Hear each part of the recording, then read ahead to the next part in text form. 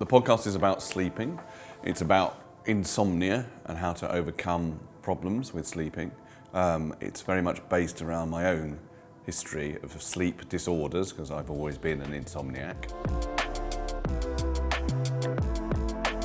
It involves me going on a journey, really, to see if the various sleep experts that I can find will help me to sleep. And I talk throughout to a sleep expert called Dr. Guy, who comes with me and travels with me and helps me through the whole process.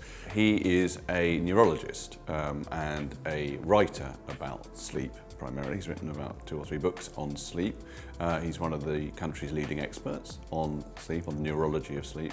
Was very keen to see if he could pinpoint exactly the sort of psychobiology of me to find out why it is that I can't sleep. Everyone does need a Dr. Guy, but not everyone will be able to get a Dr. Guy. It would be optimistic, I think, for Sleeping with David Baddiel to create the conditions whereby everyone gets their own sleep neurologist expert on hand. In the old days, whenever I told people I had insomnia, they would always say, "Oh really?" Because I'm always asleep as soon as my head hits the pillow.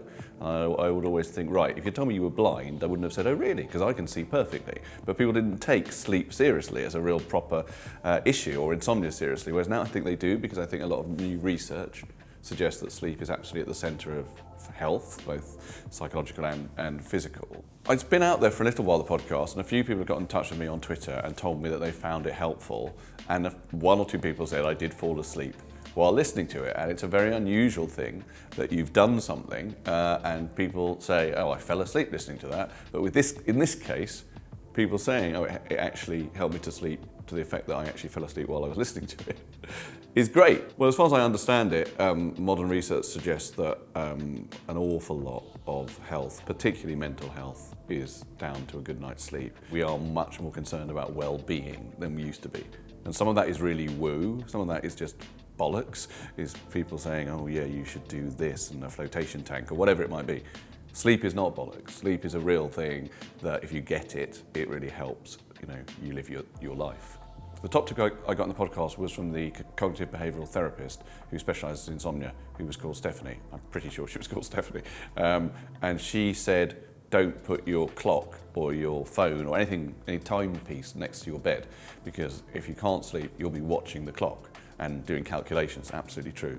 Working out, oh no, I've only got 2 hours left, I've only got 3 hours left, I've only got 20 minutes left before the alarm's going to go off. And that in itself gets in the way of sleep. And her point was, if you don't know what the time is, it doesn't matter if it's 20 to 7 and you're getting up at 7. If you get 20 minutes sleep, then that's helpful. And I found that really works, although it takes quite a lot of willpower. It takes quite a lot of willpower not to have your phone next to you when you sleep.